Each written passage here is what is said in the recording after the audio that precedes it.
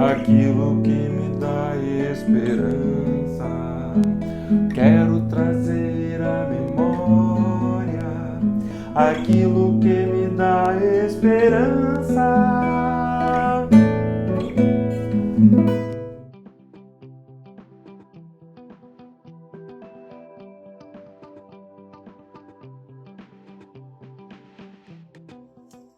Bom dia, irmãos. Muito bom estar com vocês mais uma vez para mais essa dose de esperança. Queremos que Deus continue a guardar, e proteger, e cuidar e orientar a cada um de vocês no seu poder a cada dia. O texto que nós gostaríamos de trazer hoje se encontra no livro de Atos dos Apóstolos, no capítulo 16, a partir do verso 23, que fala sobre o carcereiro de Filipos. Diz a palavra do Senhor: depois de serem severamente açoitados, foram lançados na prisão. O carcereiro recebeu instrução para vigiá-los com cuidado.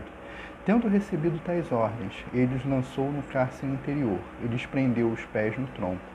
Por volta da meia-noite, Paulo e Silas estavam orando e cantando hinos a Deus, e os outros presos os ouviam.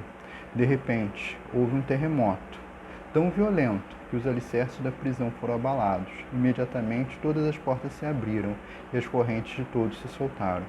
O carcereiro acordou e, vendo abertas as portas da prisão, desembaiou sua espada para se matar, porque pensava que os presos tivessem fugido. Mas Paulo gritou: não faça isso, estamos todos aqui.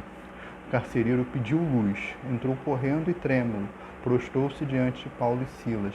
Então levou-os para fora e perguntou: senhores, que devo fazer para ser salvo?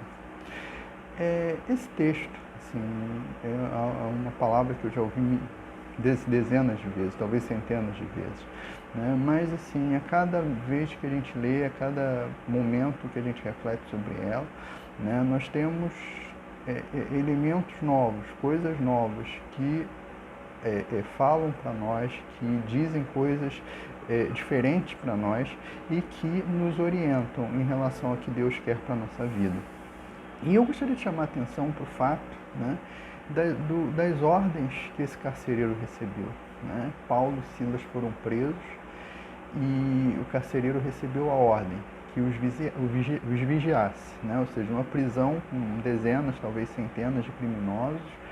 Aquelas pessoas que estavam pregando o Evangelho foram postas sob especial atenção. E esse carcereiro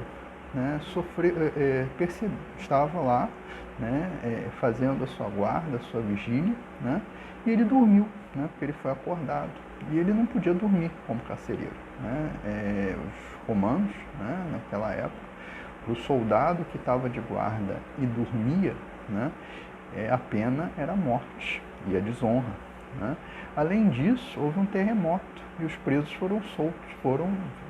As grades, as coisas que prendiam os presos ficaram livres. Eles ficaram livres, eles podiam fugir a qualquer momento.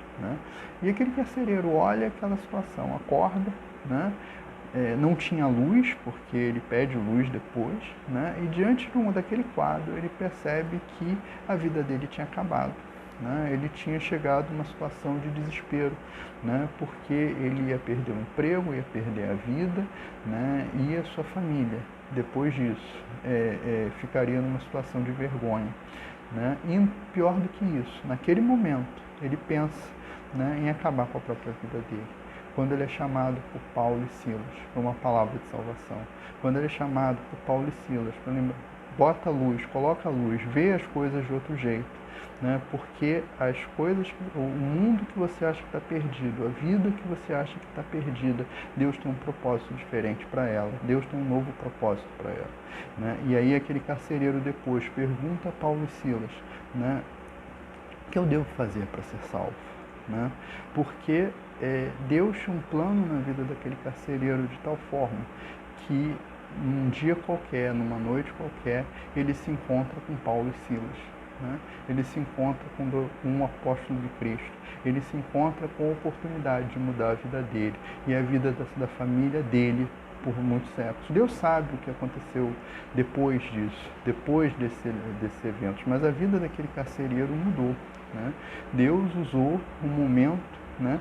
Onde talvez Paulo e Silas estivessem questionando, nós estávamos pregando o Evangelho, nós estávamos falando de Jesus, nós fomos presos e nos colocaram algemas, né? Como se fôssemos criminosos. Mas era aquela situação adversa, tinha um propósito, que era o propósito de salvar o carcereiro e nos dar uma palavra hoje, e nos dar essa palavra de Deus hoje. Amém. Gostou do vídeo? Ajude-nos compartilhando em suas redes sociais, no Facebook, no YouTube, no Instagram e nos seus grupos de WhatsApp. Em nome de Jesus, Cristo é a nossa paz.